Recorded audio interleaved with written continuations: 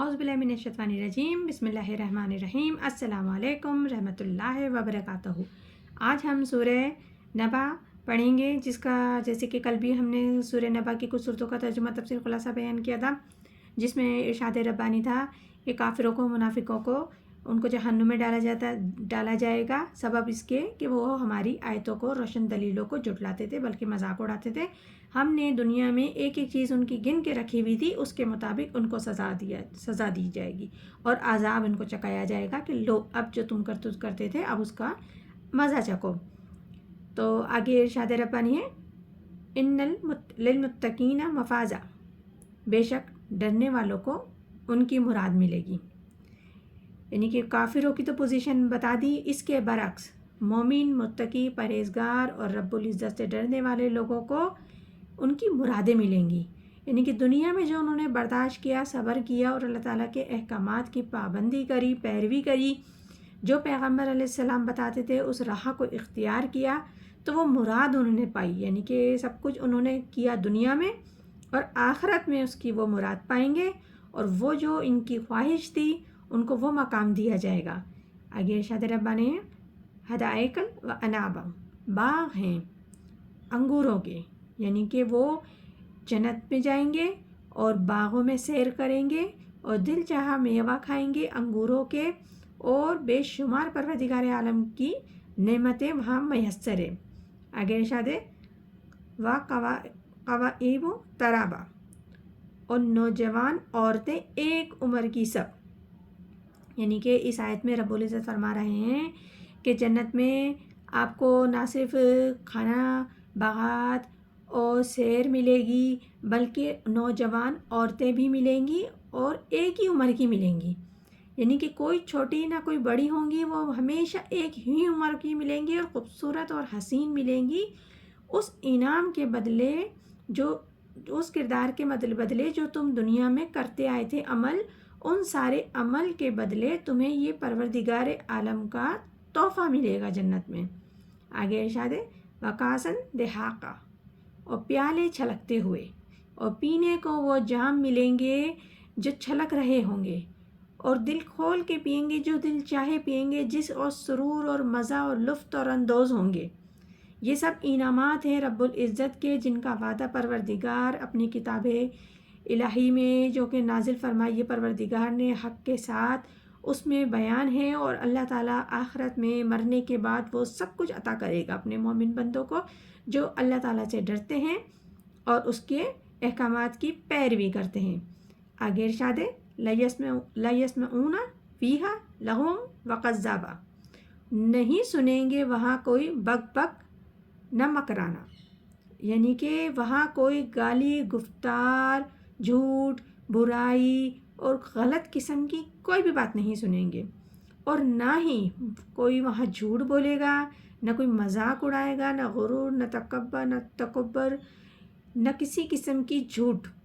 بولی جائے گی۔ وہاں صرف اچھے کلمات بولے جائیں گے، دل کو بہلانے والے کلمات بولے جائیں گے، رب العزت کی تعریف اور شکرانے کے کلمات ہوں گے۔ آگے ارشاد ربانی ہے، جزاء من ربک عطاء حسابا، بدلہ ہے تیرے رب کا دیا ہوا حساب۔ یعنی کہ جتنی بھی اللہ تعالیٰ نے نعمتیں گنوائی ہیں جنت میں جو میسر آئیں گی مومن لوگوں کو، یہ سب بدلہ ہے رب کا دیا ہوا۔ یعنی کہ جس کا رب نے وعدہ کیا تھا مومن بندوں سے، یہ ان سب کا بدلہ ہے، پروردگار کا احسان ہے اور کرم ہے اور فضل ہے، اور یہ سارے انعامات ہیں اسی بدلے کے جس کی انہوں نے دنیا میں حکم کی پیروی کی، اور جس طرح جو چیز نازل ہوئی اسے قبول کیا، جیسا نبی کریم صلی اللہ علیہ وسلم نے بتایا کہ اس اصول کو، اس قاعدے کو اور اللہ کے اب اس احکام کو اپنی زندگی میں اس طرح مرتب کرنا ہے، اور ان لوگوں نے اسی طریقے سے اپنی زندگی میں اس کو ڈھالا، تو یہ انعام ہوگا جنت میں جو ہمیں ملے گا، یہ سب کچھ انعام ہوگا، رب کا احسان ہوگا۔ ایک مرتبہ نبی کریم صلی اللہ علیہ وسلم صحابہ کرام کے ساتھ تشریف فرما تھے، انہوں نے فرمایا کہ کوئی بھی انسان اپنے عمل سے جنت میں نہیں جائے گا۔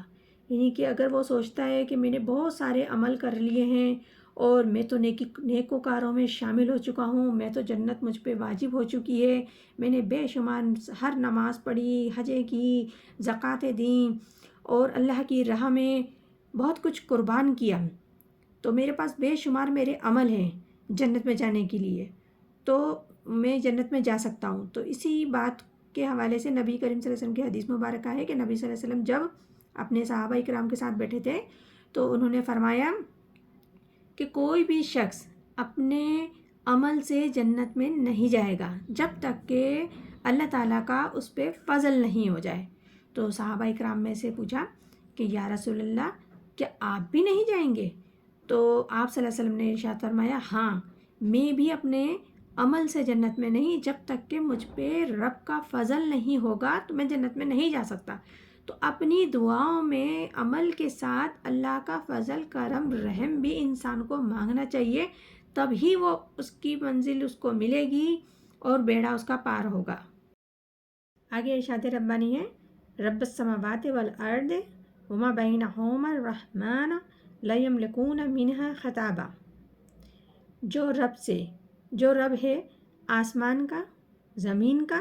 اور جو کچھ ان کے بیچ میں ہے، بڑی رحمت والا، قدرت نہیں کہ کوئی اس سے بات کر سکے۔ اس آیت مبارک میں اللہ تعالیٰ بتا رہے ہیں اللہ کی شان، جلال و عظمت، بتا رہے ہیں کہ اللہ تعالیٰ ہی رب ہے آسمان کا اور اللہ تعالیٰ ہی رب ہے زمین کا، تمام مخلوقات کا، ہر چیز کا رب صرف پروردگار عالم ہے،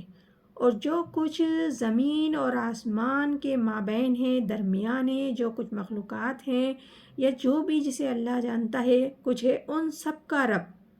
پروردگار عالم ہی ہے۔ اور آسمان پر جتنے سیارے ہیں، ستارے ہیں، ان پر جو کچھ بھی ہے وہ ان سب کا رب صرف واحد پروردگار عالم ہے، اور وہ بہت بڑا رحمان ہے۔ اس کی رحمانیت نہ صرف انسان پر بلکہ قدرتی جتنی بھی مخلوقات ہیں، قدرتی جتنی بھی سب چیزیں ہیں، سب پہ نازل ہے اس کی رحمانیت، کیونکہ سب اس کے رحم پر ہی پروان چڑھ رہے ہیں، چاہے انسان ہو، جانور ہو، چرند ہو، پرند ہو، یا جو بھی مخلوقات ہے یا جو کچھ بھی ہے دنیا میں، وہ سب اس کے رحم پر پروان چڑھ رہے ہیں۔ تو اب ان میں سے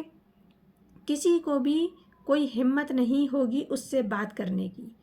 یہ آیت بتا رہی ہے کہ ان میں سے یعنی کہ قیامت والے دن کسی بھی شخص کو کوئی ہمت نہیں ہوگی کہ وہ رب کے سامنے بات کر سکے یا کوئی بول سکے، مطلب کہ حق تعالیٰ جس کو جو درجہ ثواب عطا فرمائیں گے تو اس میں سے یہ بولنے کی مجال کسی کو نہیں ہوگی یا ہمت کسی کو نہیں ہوگی کہ فلاں کو زیادہ کیوں مل گیا یا فلاں کو کم کیوں مل گیا اجر و ثواب، یا مجھے کیوں کم مل گیا۔ اس قسم کی کوئی بھی بات کرنے کی کسی میں بھی ہمت نہیں ہوگی محشر والے دن۔ اور یہ بھی کہہ سکتے ہیں کہ محشر کے دن کسی کو بغیر اجازت حق تعالیٰ خطاب کرنے کا اختیار نہ ہوگا۔ تو یہ سورہ نبا ہے، جس کا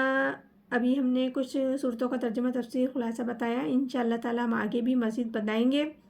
اور یہ رب العزت کے انعامات ہیں۔ اگر رب العزت نے منافقوں کو، کافروں کو سزا دی ہے تو مومنوں کو، متقی کو، پرہیزگاروں کو، ڈرنے والوں کو اجر و ثواب بھی بے شمار عطا کیا ہے۔ اور یہ دنیا ایک امتحان ہے، ہم امتحان گھر میں بیٹھے ہیں، یہاں جو جتنا اچھے طریقے سے اپنے پیپر کو سولو کرتا ہے تو اس کا رزلٹ اس نے اوپر حاصل کرنا ہے، اور رب العزت نے فرمایا ہے تو ضرور اپنا انعام اور کرامات وہ عطا کرے گا۔ اب انسان کو چاہیے، ہم سب کو بھی چاہیے کہ ہم سیدھی راہ اختیار کریں اور رب العزت کے احکامات کی پیروی کریں، اور قرآن کو اپنی زندگی میں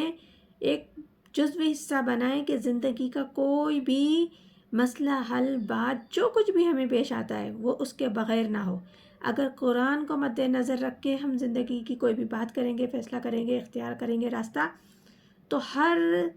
قدم پہ کامیابی ہی کامیابی ہے۔ اللہ تعالیٰ ہم سب کو قرآن پاک صحیح بہتر پڑھنے کی توفیق عطا فرمائے،